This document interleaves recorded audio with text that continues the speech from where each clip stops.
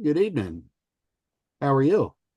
I'm good. How about you? Oh, doing all right, doing all right.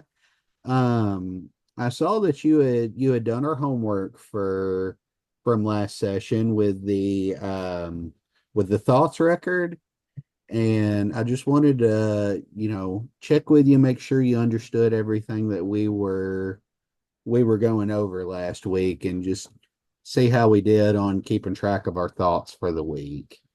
Um, I was going to say, did you have any questions about the first section that we did? And we can kind of go over it if you do. Um,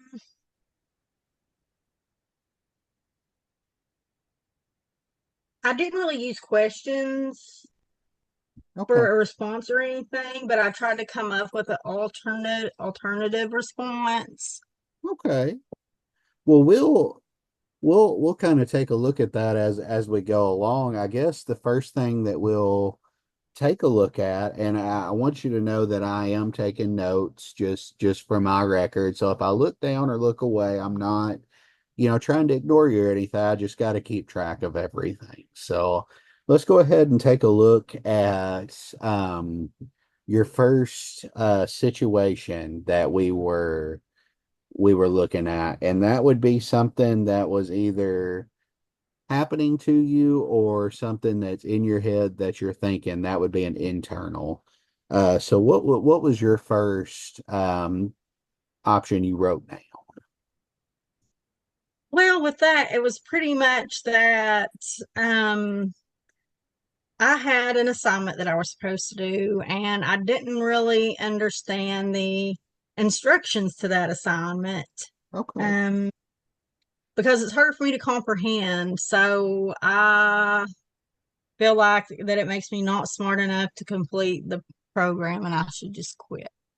Okay. Okay. So when you say that you're not smart enough and you should just quit, was that the first thing that popped in your mind? Was that kind of a first thing that came to mind?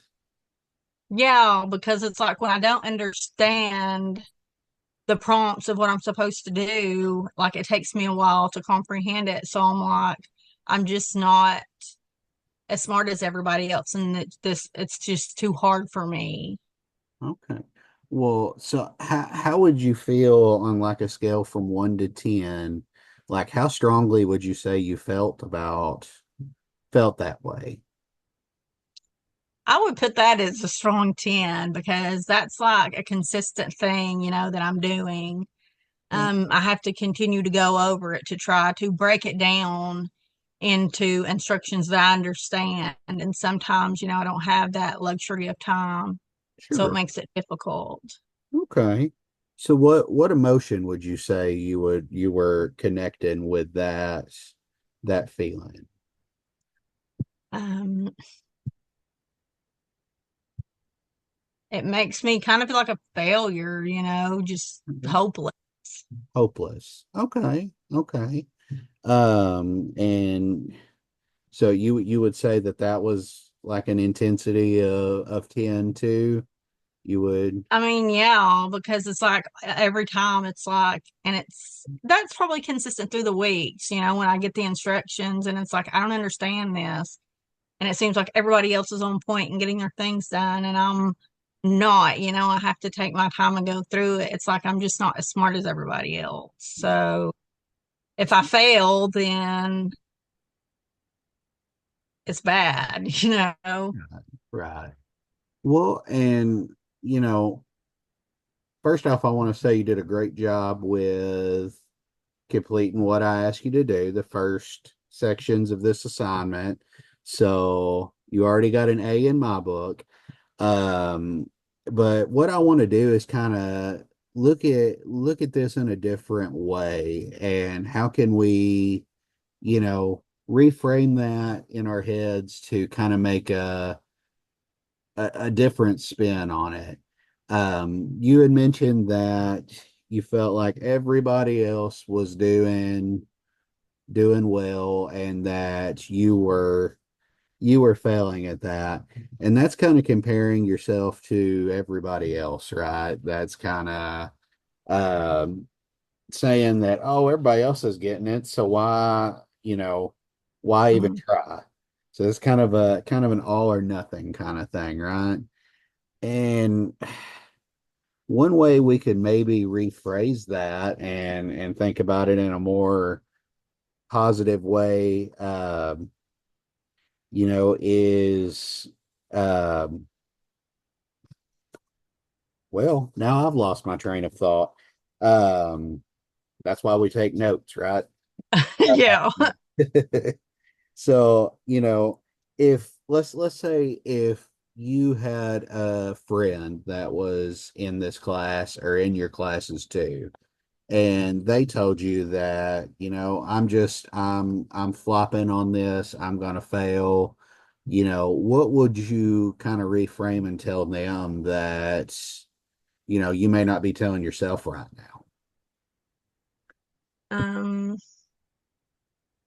Like, I come to well, you like, dude, I'm flopping, just messing this up. I'm failing. Granted, I haven't failed yet, but I fear it's coming. What would you maybe tell me to help out?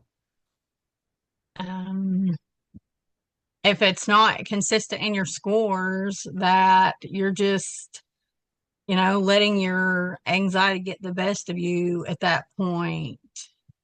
Okay. So I guess my next question to you would be what's preventing us from, saying that to ourselves? Like, your scores have been pretty consistently positive, and you've shared that with me. So, what makes you want to tell your peers, your friends, that, oh, well, no, you're just letting it get to you, and then you beat yourself up with, those negative responses? I mean, I feel like it's always easier to coach someone else than it is, when it's you, it's a higher mountain to climb. It's just like you're helping someone else out when you're encouraging them. But then it's like I'm more critical of myself on a higher level, than I would be of a friend because I try to encourage them. Well, and that's kind of what we want to do with this exercise, is to help you kind of take a step back and look at it, and to be able to encourage yourself, with the kind of thoughts that you would encourage others, because you deserve that just as much as they deserve that benefit. And so taking a step back and looking at it, we look at the evidence as far as your background showing that you've done really phenomenal this semester. you know Complimenting yourself, taking a step back and complimenting yourself, could would you be able to maybe do that? And you think that would help? I think so. Okay. Well, before we do wrap up, or look at another example, how might you compliment yourself in that way to um maybe help with that, get that 10 down to a 9, maybe an 8? Well, I guess maybe like sometimes I get another person's perspective, Yeah. from the assignment. I like, collaborate with somebody and be like, so what's your understanding of this? Like what we're being asked to do because I don't really understand it. So, and then it makes me feel a little bit better about it. Okay. So would you say that that brings it at least down from a 10? Remember, we're not expecting perfection. We're expecting, Right, right. Yeah, I think it probably would bring it down, drastically, probably to about a 6, because it's just, being in your head is what makes it more difficult. most definitely. And remember what we said at the beginning. If we take a 10% step in the right direction, this was all worth it. So That's why we kind of took this Beck thought record, and that was why I wanted to do this with you, because I think it was really a good exercise. So we'll take a look at a few more of yours as we go along, but I think we will wrap up for now. This may be something that we explore again in the future, just to see how we're doing, if that's cool with you. Sounds good. All right. Well, I appreciate you meeting with me, and we'll wrap up, and I will see you next session. All right. Thank you.